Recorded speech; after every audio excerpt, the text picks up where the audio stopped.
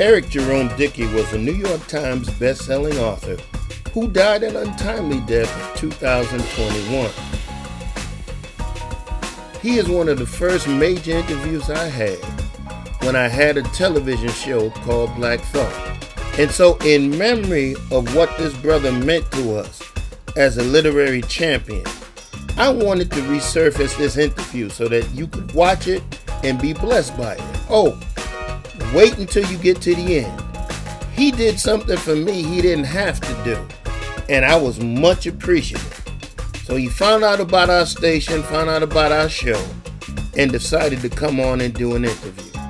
Let us go back and let us remember this great brother. To his family, to his friends, my condolences, and I'm just so sorry I wasn't able to add my voice to those to give you support. But in this small way, we want to remember his impact to the African American literary community. Good morning, good morning, good morning. We're here at Black Thought, and I'm your host, Dr. Hutchinson. Glad to see each and every one of you here today. Glad for the support that you've given this show. This station is a buzz today. I just wonder why. You know, sisters smiling everywhere, all perky, folks showing up. You're going to find out in a minute why. But let me do some quick housekeeping. First of all, glad to have you all watching us. Yes, you are watching Memphis's first black-owned television station. We are glad to be here, MUTV1. One of the key ingredients of Black Thought for we as a people is literature. The Harlem Renaissance was important. Matter of fact, literature was so important that when we were brought here as slaves, it was instructed that we not learn how to read. But reading, fiction, all types of writing have been very important as the nexus of shaping Black thought. And so we have with us arguably one of the best urban fiction writers, one of the best African American writers of this present age. We have with us Mr. Eric Jerome Dickey, and it is our pleasure to invite him here to Black Thought. Thank you for coming, my brother. Thanks for having me. It is an honor and a privilege to be here. It's like, wow, I'm back home, you know? Yes, sir. It's an honor to have you, and not only because you're from Memphis, not only because you've been successful, but I must admit, I'm a fan. I know. I looked at your iPad. I saw you've got stuff downloaded, and I'm like, wow. I'm really, I was surprised. It's a good thing, though. Yeah. Oh yes, sir. And so I know that you're glad to see him. I'm very glad to see him. Let's kind of start because you are home. Yeah. Because this is home. You know, tell us of your connection to home, because you know how we do. Yeah. People want to know what where high school you went to, where you're from. Yes, So yeah, go right ahead. you know. Give me a shout out. So I grew up on Kansas Street. Kansas All right. Street. I'm Kansas Street boy. I grew up between two homes, 1858 Kansas Street, where I lived with my godmother for majority of my years, up through my teenage years, up through college as well, and 1826 Kansas, where my late grandmother, Miss Virginia Jerry, lived. So I was sort of like back and forth when a teenager between two homes, you know. But that was my neighborhood, Riverview Elementary. Used to walk down Kansas Street up Joburg to the school from, gosh, man, I'm going back in time now. Riverview Junior, well, it was called Riverview Junior High School then. Now it's middle school now. But back when it was Riverview Junior High School, that's where I was. That was my neighborhood. And then after that, Carver High School. I'm a Cobra. I'm a Cobra, right. You know, came out of Carver in 1979.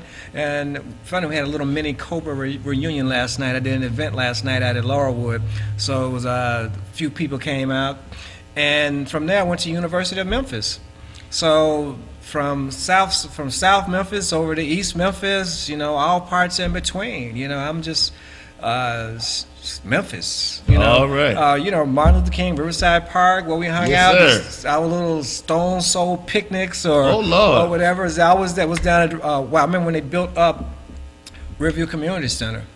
You know, I mean, and which was, you're talking about stuff that's like really, really important for the neighborhood. I mean, as a kid, you don't really realize how important it was, because it's like you've built something for us to do something positive and keep out of trouble.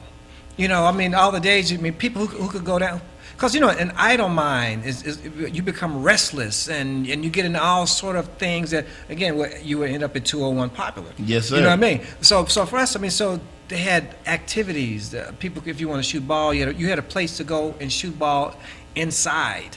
I mean, for us in the neighborhood, we could do stuff inside, you know, learn how to play little stuff like table tennis down there. You learn how to play ping pong. These are stuff that, as a kid growing up in South Memphis, you just saw white people do. Mm-hmm. You know, and you got stuff in your neighborhood. So it was important. So every day after school, we had somewhere to go. We could go burn energy. And outside of, they had judo. They had judo classes, learn to shoot pool. They had weights. I mean, and just countless activities, which was really important to keep the money going in so that the kids in the neighborhood have a place to go, have things to do. And that was a real, you know, I hadn't thought about it, but it was a real important part of my life growing up. You know, something to do. And then again, then, of course, as I went from there to University of Memphis. When I went, it was Memphis State University, back in the Keith Lee days. Mm-hmm. And my major was computer systems technology, which was really interesting. The story with that is I had come from Carver High, and I had gone to Memphis State, but I was one of the ones sort of like first generation going to college, so you don't have that guidance. Exactly. You know what I mean? You just don't know.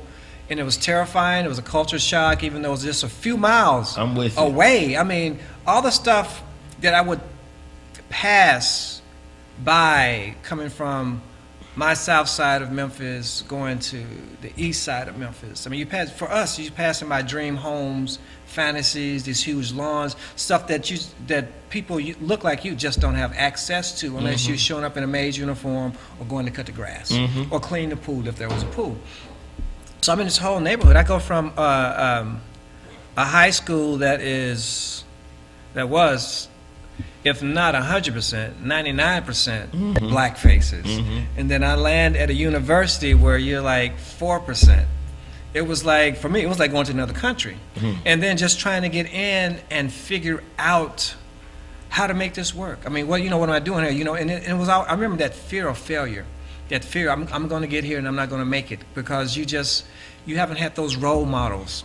And I remember I went to a counselor, and you do this evaluation, and she said, well, you can either major, based on this, you can either major in business, or you might be able to do computer science. Because I scored high in math. And it's like, okay. And for business, I remember going into the business building and seeing a gazillion people there. And so for me, I'm like 17, 18, thinking, so will all those people get jobs? So then I go to the technology building. It's not as many people. I'm like, okay, I think it'd be easier for me to get a job if I'm, in the technical field. I'm 18. That's just the way I was thinking. And ended up starting computer science. And here's the thing. So you come from a particular part of the side of town. Your English and the English on the other side of town, it's different. You know, your A over here at Carver is probably a C on the other side of town. And having to just feel like I was behind on the curve, and I always felt like I was trying to play catch up. I would get in classes and it just felt like everyone had the advantage over me. And I had this, I remember, even as an engineer, even though I'm a writer now, I never forget this one thing. I had this English class, first year, and the teacher had given us an assignment. It was a fiction assignment. And in my mind, I said, we just make up stuff and just write it down and give it to you? Okay. And I never forget, she came back, she came back and she was just livid. She was livid, she said. I give you guys this assignment. And of course, I'm like, there's 2 black people in the class. I give you guys this assignment, and everybody messed it up. I'm like, and this is my freshman year. And I'm just, in my mind, I'm thinking like, God, I'm not going to make it through college. And she's like, she's throwing down paper. Everybody did it wrong. It's got to be, except for this guy. I was like, wow. I was like, what? She said, he's the only person in class that did it right. And now I feel like oh my God, all the white people looking at me now. You know, it's like, oh, I'm really not going to make it through this college. You know what I mean? And it was because it was fiction. I mean, and even then, it was part of me. You know, I didn't know it, even though I was majoring in something else. To me, at the time, fiction was just something I could do easily. I didn't see, if I do this, I'll end up here. Because you don't know novelists.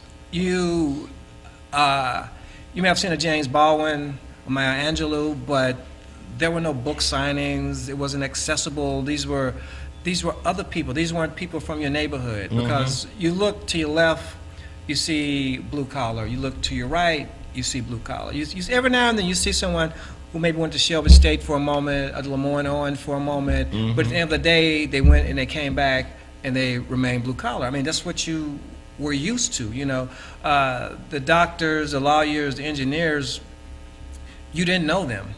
You know, those were dream jobs, you know, just from a prestige point of view.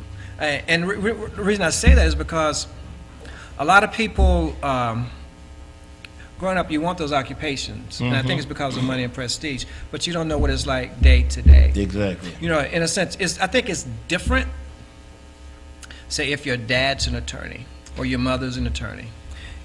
You see what they do every day. You see how busy they are.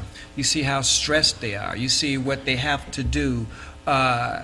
So you have an idea that if I go into this occupation, this is what it's going to be like. So even for me, it's like being a writer. You know, now, you know, you get to see how busy I am. I mean, people think it's just, well, they see the final product. They see the book.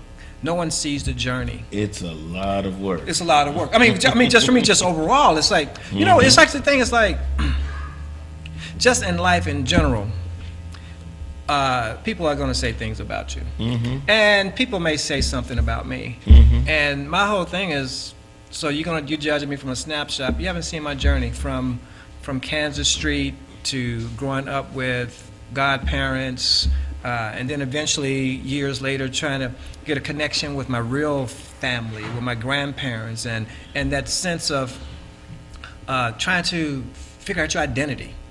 You know, because this thing is, anytime you grow up away from your family, you're trying to figure out how do you fit in with the family. Exactly. The child who doesn't, and here's the thing, it doesn't matter, dad's not around, where dad is, why he's not there. At some point, male, female, you want to know dad. You want to see dad. I mean, you may not love him, but the thing is, it's dad or it's mom. And it's not always dad that's not there. Because a lot of us were raised by grandparents, so mom wasn't there either. You know what I mean? So, I'm with you. so my thing has always been, don't give it all to the man, because a lot of times mom wasn't there. Mom wasn't ready. Mom wasn't prepared. So it was like knock on the door, and then her mother, yeah, okay, mom, take care of the baby for me. I'm going to be out doing, you know, whatever. But that was our community. You know, you can go. I remember in just Kansas. I mean, you love it, man. I mean, but it's like you go door to door. Very few people live with mom and dad. Very few people. I mean, it was the parents that had, I mean, the households that had mom and dad and kids under one roof just kind of stood out, because everybody lived with auntie, grandma. Some live with sister. So with we brother. put together a family. Yeah, we put together a and family. And basically, we made what we had our family. Yeah, you do. I mean, because that's what your family is. I mean, it's the ones who are there, the ones who nurture you and take care of you. Exactly. And again, it's not always mom and dad. A lot of times it is, for whatever reason. But see, a lot of stuff that goes on in our community is connected to the way our community has been treated. Exactly. The way we see each other. I mean, in my opinion. I mean, we weren't brought here as human cargo and thrown into structured families. Exactly. You know, we were ripped apart. We were done this, and even now, if you look at what we've had to endure through civil rights. I mean, you see, it's like in fiction, like what I do. It's like, I did this book years ago called Between Lovers. But a big part of it was the narrator's dad was a civil rights leader, was like, and a minister, and like a Martin Luther King. And the thing is, his dad was never home. So we always praise our heroes, but at the end of the day, there's wife and kids that never see dad. Exactly. So what does this do to the family? To the family? I mean, so it's like you have a dad who's popular, who's important, but he's never home. He's always on television, but he's never home. What does that do to here? I mean, and even the strongest of the strong women, she wants her man home. She wants her husband home. She wants her mate home. I mean, and the moment he gets home, just imagine you're sitting there, you're home, the phone rings. You gotta go again. Gone. You gotta go again. And it's, you know what I mean? That's a for real tension, because I live it as a pastor. So yeah, I mean that's what it is. I mean, that's the thing right there. And what is? And we don't look at your relationship and wonder about your relationship, but how do you keep it together? Because at the end of the day, you're man and woman, and you're dealing with that relationship, and it's just not. It's just not that simple. Well, let me ask you this question, because this whole conversation is intriguing. But let me just tag in two questions. First of all, you went to Memphis State University of Memphis, right? Now you got your degree. You were in a field, computer systems. Yeah. You went out to California to be an engineer. So now, how did you transition from Kansas Street, going through the university and going into that profession? And at what point did the spark hit you to realize that I need to be doing something else? How'd that happen? Well, when I first moved to LA, again, software development. And again, moving to LA was a culture shock. And also, I was exposed to a lot of different things. So I'm in LA. I'm around storytellers. Everyone is working on a script. Everyone is an actor. Everyone is doing something creatively. And then eventually, I would get off work and take acting classes, take stand-up comedy classes. I mean, but at the time I was doing it just to stay busy, because I just love learning, love being in college, love being in some environment where every day I feel as if I've grown a little bit more, And then eventually did a shot at stand-up comedy, probably did a student film at every college in Southern California, and there's a lot of colleges. You had a creative side that you continuously tapped into. I just tapped into it and was having fun, And then what is while you're having fun doing what you love to do, you're growing and you don't even realize it. So eventually, I went from being the guy cast to be an actor to actually trying to write stuff. Suggestions that made sense to put into little scripts, or writing little scenes. Fast forward, I ended up at UCLA, creative writing program, and I started again from 101 and just did it and built on that, just like I did at the University of Memphis. That's one thing I learned from college. Is like if you're pursuing a degree, if you're learning anything, you got to start at the basics. You start the foundation. So for me, going back to writing, it was not just write. It was, let me get a foundation. Let me understand what I'm doing, what I'm trying to do. Let me understand why the novels that I read, not only did I like them, but why did they work? So, trying to see the man behind the curtain. Why does this scene that Stephen King something that he has written, why is it when I'm a grown man at home reading it, why am I scared? I mean, you're reading horror. I mean, you're a grown man at home with the lights on, reading a book, and you're like, whoa, what was that? And it's like, you know what I mean? It's just, I mean, a little flag will buzz me, hey, just like, I mean, so what is it that he did? And I would actually go back and okay, let me go back. How did he set this chapter up? His choice of words, the pace. So how did he pull me in as a reader? And I'm in somebody else's world. The five senses of it. It's like right here, but I'm sitting in a chair in a room in Downey, California, but I'm in Bangor, Maine at the same time, And so for me, going back, again, taking the classes, this is the language of this particular genre. This is why when you're reading horror, you feel this way. This is why if you're reading a thriller, you feel this way. This is why if you're reading erotica, you feel this way. You know, the language. How did the writer craft this tale to just basically to make it work? You know, and then eventually I was in taking classes after class, and again, that was another place that. So like when I was in engineering, you had to teach me everything, and I had to study really hard because it was just concepts that were just over my head, electronics and stuff like that, that I just wasn't exposed to growing up. So it was an effort to learn. I did, but it was an effort. I would sit next to the guy that was just so easy to do. He could skip a class and still get an A. I had to be there every day. I had to study overtime. I had to, I had to be basically a bookworm to get the B. But I did the work.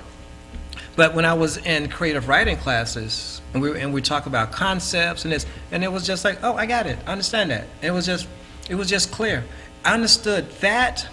And if I got a note to edit, to do something, I would do way beyond that. You know what I mean? It was like, and the teacher would be like, whoa, really? I remember early on, in the beginning, it was like that first assignment I did at the University of Memphis. I would submit work in class, and the teacher would always say, you're going to get published one day. And that wasn't even on my mind. I'm just enjoying these, and I would think, I don't even know what that means. To get published. I mean, you see books, they just magically appear in bookstores and grocery stores, but you never really think like, how did it get there? You know, you don't think of again, it's the thing, you go in and get the book, but you don't think of the work it took to, to make that happen. And teacher after teacher, well, the first teacher that told me that, you just kind of, okay, you're the teacher, you're being nice, it's your job to encourage the students. Then another teacher would say the same thing, and then another teacher would say the same thing. And then eventually I started investigating, how do you get published? You know what I mean? And start putting effort toward that. Start entering short story contests at any place. I would go to the library, sit down and get out of listings of places to just submit. And I remember, like in college, because the thing I would write about I would write about African American characters, African American lifestyle, and I'm at white colleges, so all right, I'm not going to. Yeah. You just know it's just not going to happen, but I'm going to submit myself anyway because I'm going through the process. Because even if it's not, if I get a note back from you, something I can use to make myself a little bit better. It's not always about winning. It's about being in the race. You know what I mean? Exactly. You get in the marathon to run the marathon. Everybody's not in the marathon to win it. You know what I mean? And the only competition I've ever seen is myself. I'm always, because that's bettering yourself. You know, I'm trying to do my best ability, not your best ability. I'm trying to do my best ability at every turn. I can't measure myself against you, because we're different. But for me is I can look at stuff and go, I can do better than this. I can do better than this. And then eventually, got an agent. This was years later, but before that, because I think you had asked me, I was actually in grad school for computer science at Cal State Fullerton. And I was sort of like in between. I was trying to learn how to write, still engineering, but the passion for it was just totally gone. I mean, it just wasn't there. The career now felt like a job. You know what I mean? And we hate to go to a job every day. You know what I mean? And I went, because remember I had an exam, midterm, and you have to make a B to stay in grad school. You have to have at least a B. I remember those days. Oh, yeah, man. And what I did was to tell myself that I was moving on, was I had this big exam and I didn't study. Because if I committed to it, that meant that I wasn't about to change. I was going to keep on the same path that I was ready to move away from. And but what I did was I didn't study, but I went in and I did just enough of the work to get a passing grade. That was it. I mean, except if it was like 15 problems, I did 4. I didn't even look at the rest. And I remember I turned the paper over and I sat there and was like, wow, this is it. Because I knew I wasn't coming back. I mean, really, I just looked around at people. It's like, wow, this is it. I'm moving on into something unknown. I'm afraid, but I'm going that way. And I turned it over, and I walked over, and I gave it to the teacher. I turned around, walked out the door, sunny California, looked up at palm trees and clear blue sky, well, smog skies, and just knew I was done. I didn't check for the grade.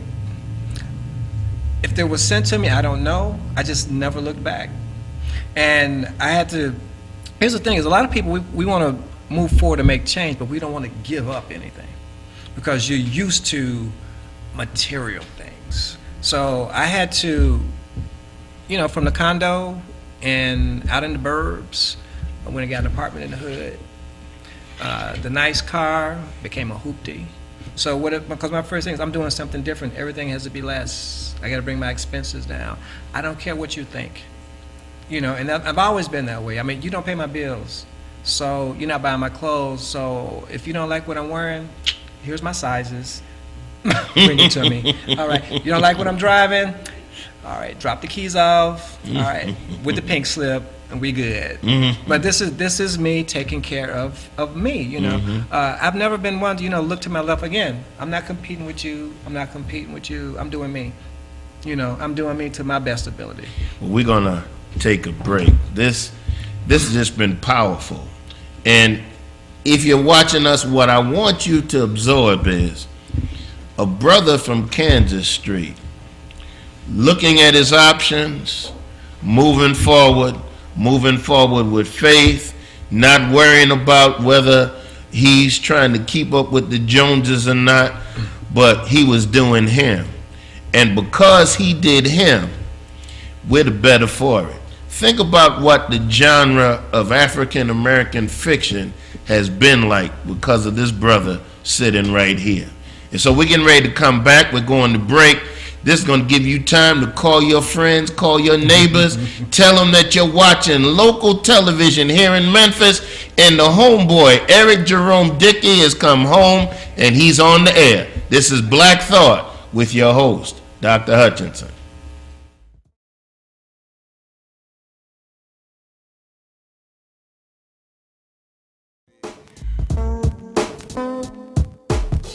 This is Eric Jerome Dickey, and this is indeed a Black Thought. Put your mind in gear. And put your thinking cap on.